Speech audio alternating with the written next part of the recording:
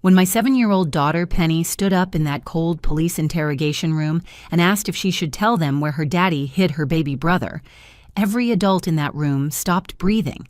The fluorescent lights hummed overhead, casting harsh shadows on faces frozen in shock. My ex-husband Garrett's confident smirk vanished. His mother, Dorothy's theatrical sobbing cut off mid-wail.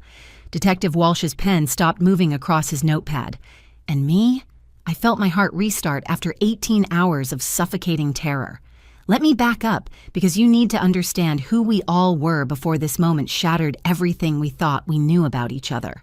I'm Raina Mitchell, 32 years old, and until 18 hours ago, I thought the worst thing that could happen to me had already happened when I divorced Garrett 8 months earlier. I work as a freelance graphic designer from home, which means yoga pants are my uniform and coffee is my lifeline. My friends call me the responsible one, the planner, the one who color codes her calendar and never forgets school permission slips. That woman disappeared the moment I realized my 3-year-old son was missing. Garrett Mitchell, my ex-husband, sat across from me in that interrogation room like he owned the place. 34 years old, regional sales manager for a tech company, the kind of guy who still wore his college ring and talked about his glory days as a quarterback. Women found him charming with his easy smile and that little dimple in his left cheek. I used to find him charming too, until I discovered he'd gambled away our savings and maxed out credit cards I didn't even know existed. Now that dimple just reminded me of every lie he'd told with that same confident grin. Dorothy Mitchell, Garrett's mother, perched on the edge of her chair like a vulture in designer clothing. 58 years old, but trying desperately to look 40, she wore enough jewelry to stock a small store. The tears streaming down her face had already created dark rivulets through her foundation. My poor grandbaby, she kept moaning, clutching a handkerchief that probably cost more than my monthly grocery budget. Dorothy had never liked me. According to her, I wasn't good enough for her precious son. Not pretty enough, not wealthy enough, not submissive enough. Then there was Penny, my 7-year-old daughter, sitting in the corner with her box of crayons spread across a small table. Brown hair in 2 neat braids I'd done yesterday morning, back when our biggest worry was whether she'd finish her homework before dance class. She wore her favorite purple sweater with the unicorn on it, the one she insisted on wearing 3 times a week. Most people underestimated Penny because she was quiet, always watching, rarely speaking unless spoken to. But behind those big brown eyes was a mind that missed nothing, forgot nothing, and understood far more than any second grader should have to understand. And Theo, my baby boy, 3 years old and missing for 18 hours that felt like 18 years. Theo with his dinosaur obsession and his infectious giggle. Theo who called butterflies flutterbees and insisted on wearing his Superman cape to grocery stores. Theo, who should have been in our backyard playing with his trucks, but had vanished like smoke while I was inside answering work emails. Detective Walsh sat at the head of the table, a man in his 50s who looked like he'd seen too much and slept too little. His partner, Officer Rivera, stood by the door taking notes. The interrogation room smelled like burnt coffee and disinfectant, with that underlying scent of desperation that probably never left these walls. Mrs. Mitchell, Detective Walsh had been saying moments before Penny spoke up, your ex-husband has made some serious allegations. He claims you've been struggling financially and that you mentioned needing money desperately. That's not what happened, I said, my voice cracking from hours of crying and screaming Theo's name. I mentioned that private school tuition was expensive. Every parent says that. It doesn't mean I sold my child. Garrett leaned back in his chair, arms crossed. Detective, check her bank records. Check her phone. She's been meeting with strange men. The neighbors have seen them coming and going. Drug dealers, probably. Those were contractors fixing our roof leak, I shot back, and my brother helping install a new water heater. You know this, Garrett. You know exactly who they were. Dorothy's wailing intensified. She never let us see the children enough.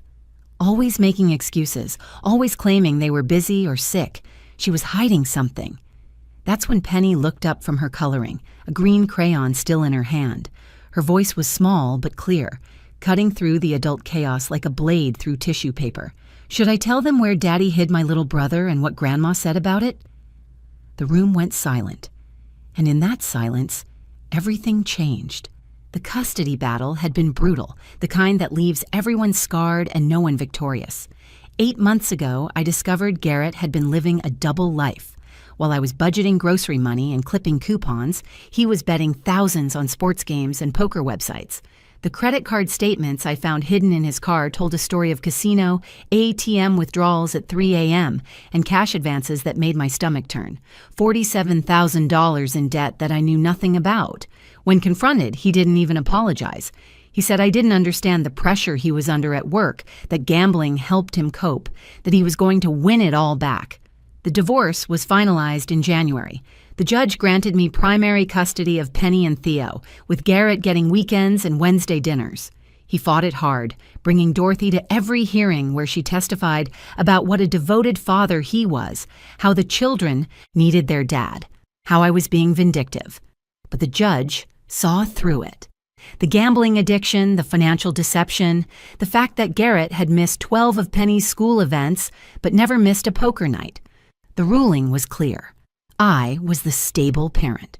The child support order was for $1,800 a month, calculated based on his $60,000 salary and our 2 children. Garrett acted like I'd asked for his kidney. "Bleeding me dry," he texted me repeatedly. "You're destroying my life." Meanwhile, I knew he'd just bought a new motorcycle and moved into a luxury apartment complex with a pool and gym. That Tuesday morning started like any other. I woke at 6:30, got Penny ready for school, made her favorite strawberry toast, and braided her hair while she told me about her science project on butterflies. Theo woke up around 7, stumbling into the kitchen with his dinosaur pajamas and messy bedhead, dragging his stuffed T-Rex named Chomper. "Mama, can I play outside after breakfast?" Theo asked, syrup dripping down his chin from the waffle I'd made him. "After I finish my morning meeting, baby."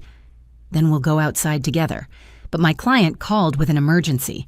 Their entire website had crashed, and they needed immediate fixes before their product launch at noon.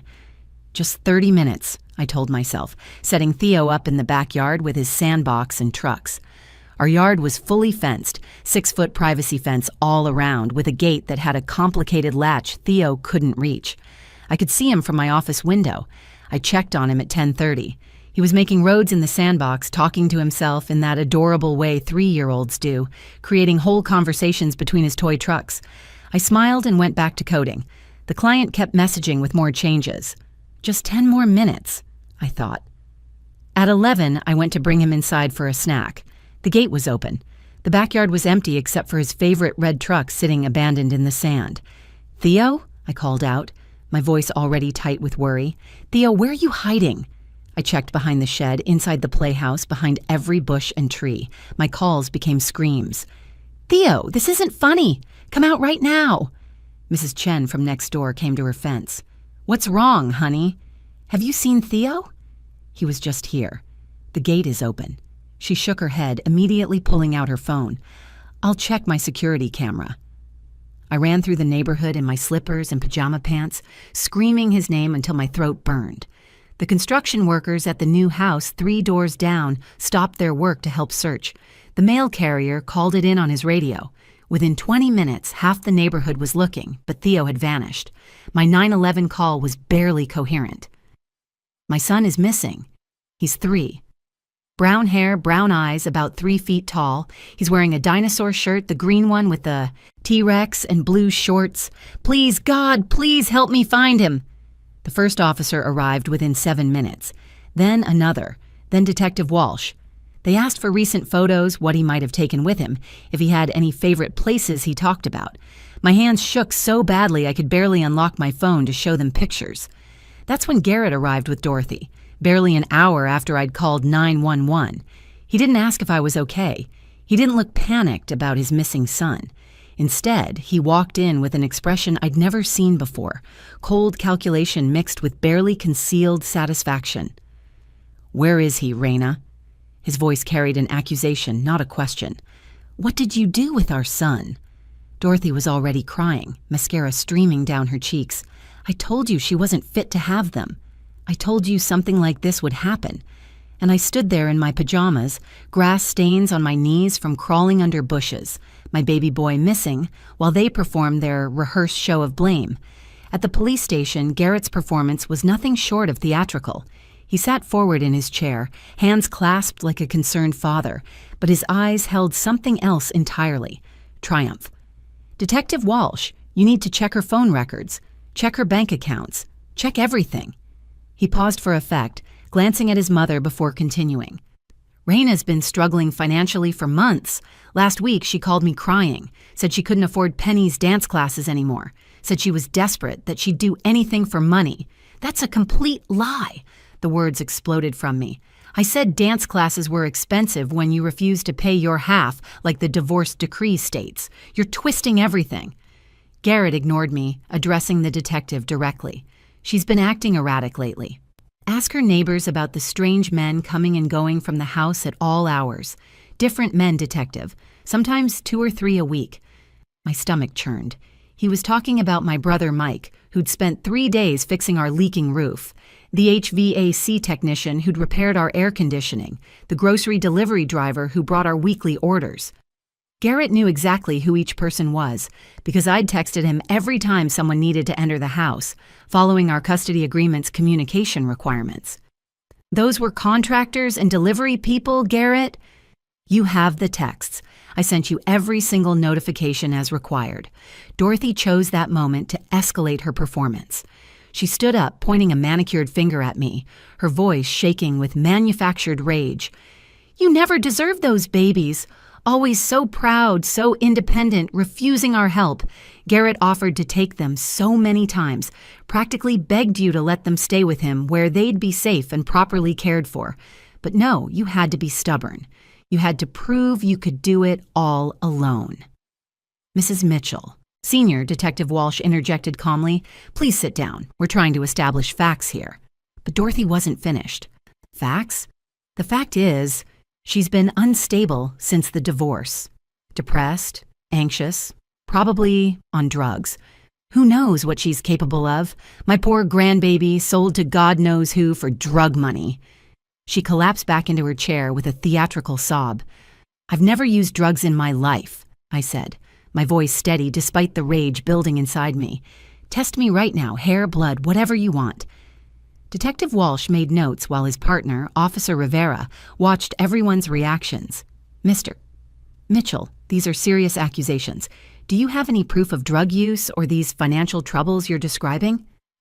Garrett pulled out his phone with the confidence of a man holding a royal flush. "Here. 3 weeks ago, she texted me asking for an advance on next month's child support. When I said no, she became hostile, said I'd regret it, said she'd find the money somewhere else. I remembered that exchange differently. I'd asked for the support payment 2 days early because Theo needed antibiotics and my freelance client hadn't paid yet. Garrett had responded with laughing emojis and, maybe budget better? Show them my exact words, I challenged. Show them where I said I'd find money somewhere else or threatened you. Garrett scrolled through his phone, frowning. She must have deleted them from my phone somehow. She's good with technology. Throughout this chaos, Penny sat in the corner, methodically coloring a picture of a house. But I knew my daughter. When she colored this carefully, this quietly, she was listening to every word. Her green crayon moved in perfect strokes while her eyes darted between the adults in the room.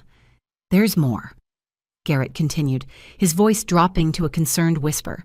"Last month, Theo came to my apartment with bruises on his arms. When I asked what happened, he said Mommy was upset. Kids don't lie about things like that."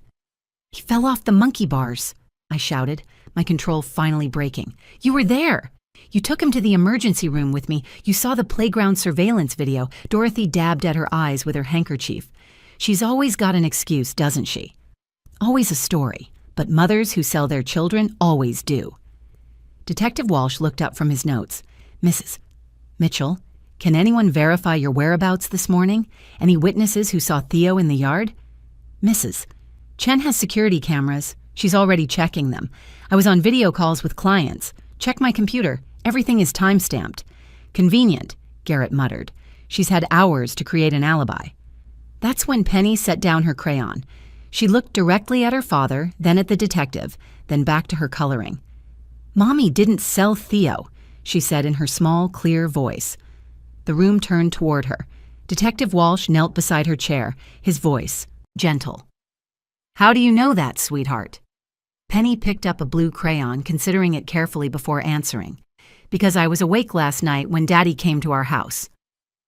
The silence that followed was deafening. The room fell completely silent. Garrett's face went from confident to chalk white in the span of 2 seconds. His mouth opened and closed like a fish gasping for air before he finally managed to speak. "She's confused. Kids make things up when they're scared. This has been traumatic for her." But Penny shook her head slowly, deliberately, still coloring as if we were discussing the weather. "No, Daddy. I'm not confused. You came through the back door. The one with the broken lock you said you'd fix but never did. You promised to fix it 3 months ago when you still lived with us." My mind raced, pieces clicking together like a horrible puzzle.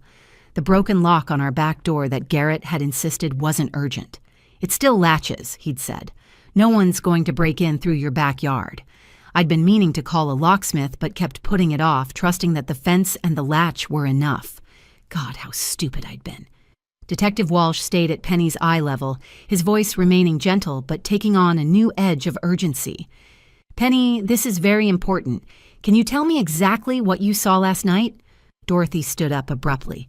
"This is ridiculous. You're going to traumatize the child further by making her create stories. Garrett, tell them to stop badgering her." "Sit down, Mrs. Mitchell," Officer Rivera said firmly. It wasn't a request. Penny looked at me and I nodded encouragingly despite the fear coursing through my veins. "Tell them what you saw, baby. Tell the truth." "I woke up because I heard Chomper fall," Penny began, referring to Theo's stuffed dinosaur that he never slept without. "Theo's room is next to mine and the walls are thin. I heard Daddy's voice saying, 'Shh, buddy, we're going on an adventure.' Theo loves adventures." Garrett's hands were clenched so tight his knuckles were white. "This is insane. I was at my apartment all night.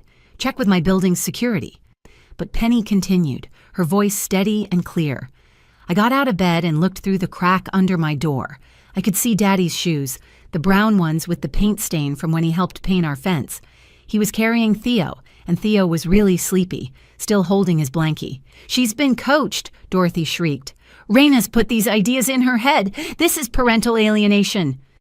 Detective Walsh held up a hand for silence, never taking his eyes off Penny. "What happened next, sweetheart?" I went to my window to see where they were going.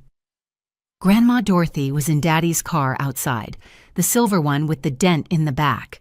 She was in the driver's seat and the engine was running. I could see the red lights. My blood turned to ice. Dorothy lived 2 hours away in Scottsdale.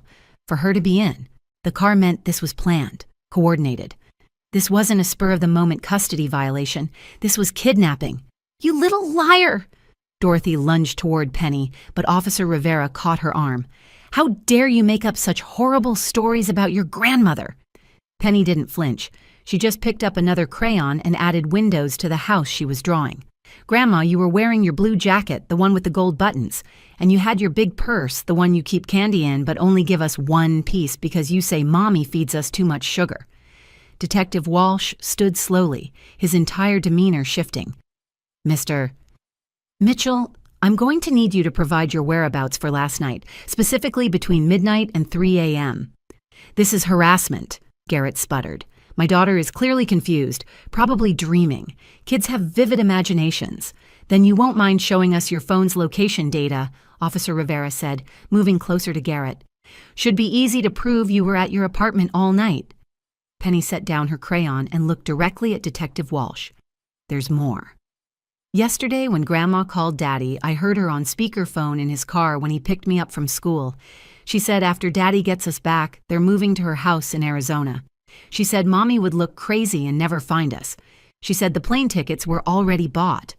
"Plane tickets?" Detective Walsh's voice sharpened. "Penny, did you hear anything else about these plane tickets?" "Grandma said they were for Thursday morning." "That's tomorrow. She said they had to make Mommy look bad first so no one would believe her when we disappeared." Garrett stood up so fast his chair fell backward. I want a lawyer. Right now. This is a witch hunt." But Detective Walsh was already signaling to Officer Rivera, who stepped outside to make a call. The detective turned back to Penny, his voice urgent, but still gentle. "Penny, do you know where your daddy took Theo? Did you hear them say where they were going?" Penny nodded, and for the first time since this nightmare began, I felt a spark of hope. "I know where Theo is," Penny announced, setting down her crayon with the same calm deliberation she'd shown throughout this interrogation. "Daddy told him they were going to the special cabin, the one near the big lake where we used to go fishing before you and Daddy stopped loving each other. Grandpa Joe's cabin." Garrett's face went from pale to gray. "She doesn't know what she's talking about. Dad sold that cabin years ago." "No, he didn't," Penny said simply. "You told Mommy he sold it, but Grandpa Joe told me last Christmas that he kept it for when you and Mommy stopped being angry at each other. He said it would always be our family place." Detective Walsh was already pulling up something on his computer. "Mr. Mitchell, property records show your father, Joseph Mitchell, still owns a cabin on Lake Harrison, 43 miles north of here." He turned his screen toward us. "This cabin?" Dorothy grabbed Garrett's arm. "Don't say another word, not one word."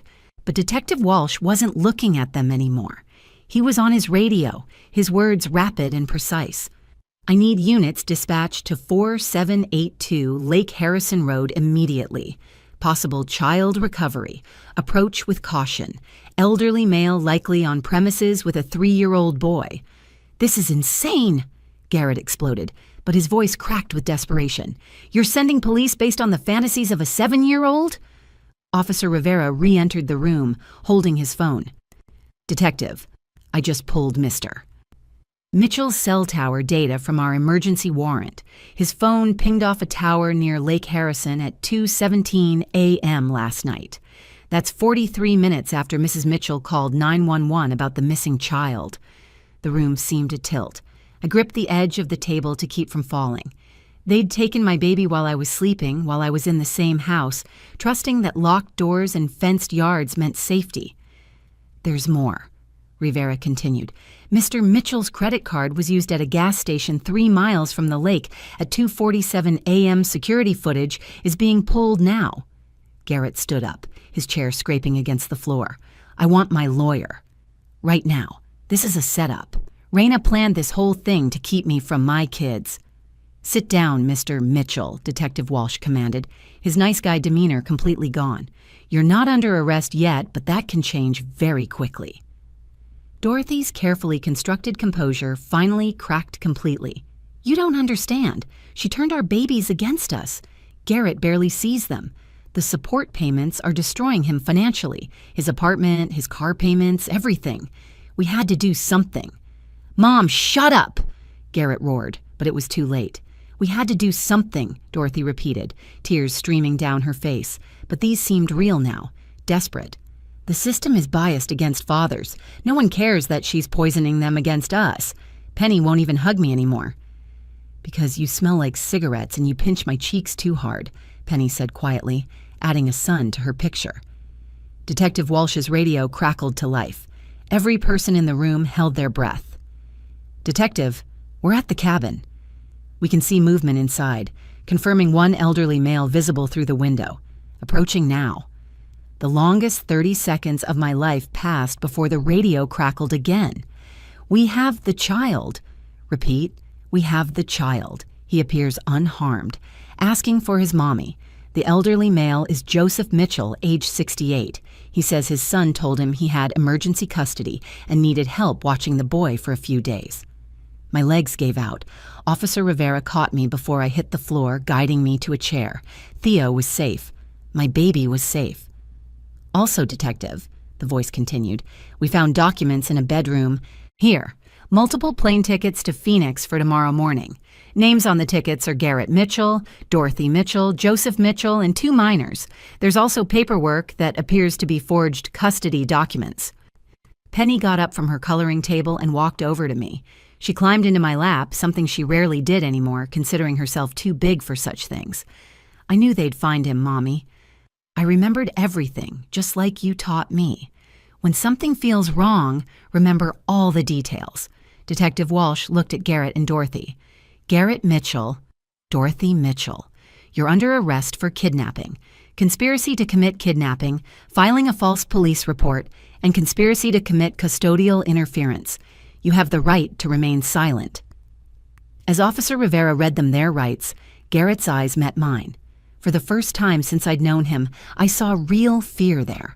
Not fear of losing money or control, but fear of consequences he couldn't gamble his way out of. "Raina, please," he started, but I turned away, holding Penny tighter.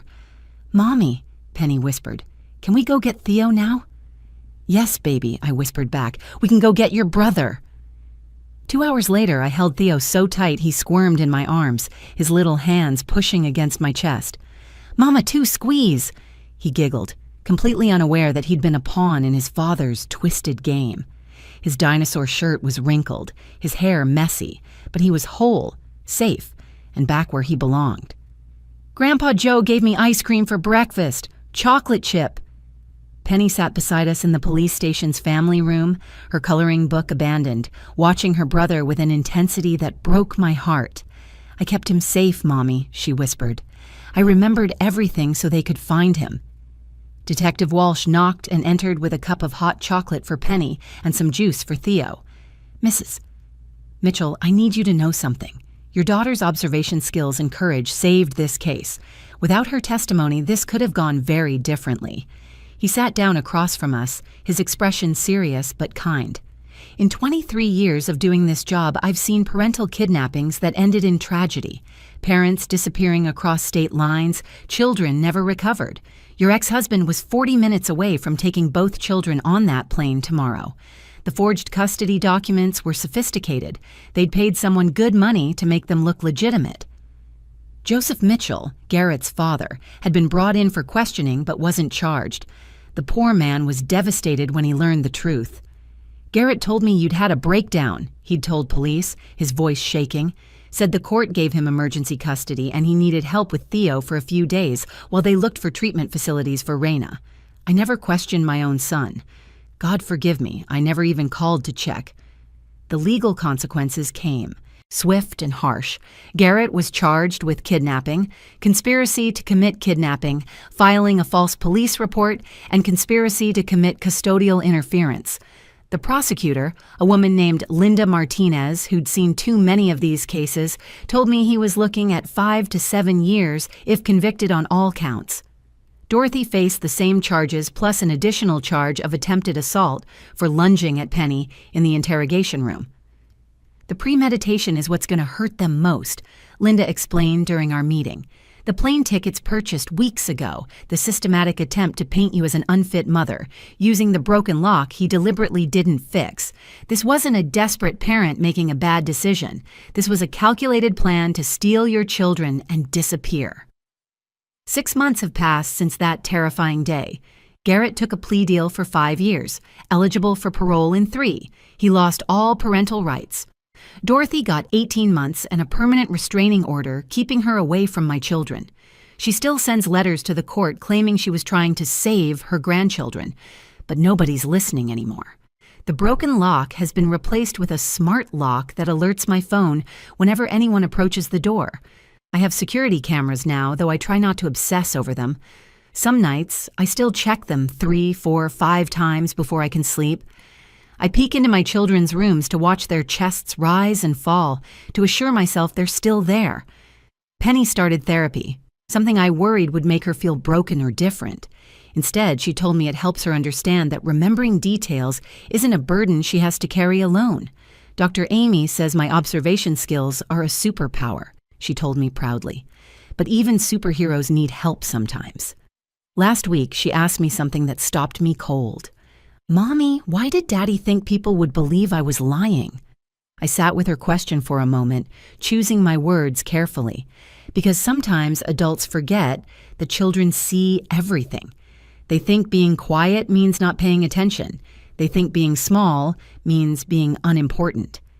She nodded solemnly, processing this information in that careful way she does. "Good thing I was paying attention, huh?" Good thing, indeed. My 7-year-old daughter had saved her brother not with strength or authority, but with the simple act of telling the truth when it mattered most. She'd learned what too many adults forget. Sometimes the smallest voice in the room carries the most power, especially when that voice refuses to be silenced by the chaos around it. Theo doesn't remember much about his adventure with Grandpa Joe.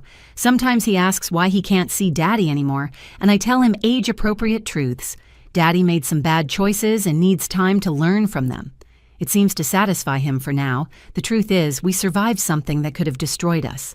We're different now, more cautious but also stronger.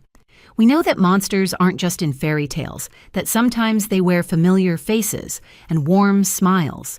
But we also know that truth, spoken bravely by even the smallest voice, will always defeat the most elaborate lies. We're healing, one day at a time, one truth at a time. If this story resonated with you, if it reminded you to listen to the children in your life, to trust their observations and validate their voices, please like this video and share it with others who need to hear it. Your comments mean everything to me, whether you're sharing your own experiences or simply offering support to others in this community. And don't forget to subscribe to our channel for more real-life stories that remind us of the strength we carry, even in our darkest moments. Together, we're never alone.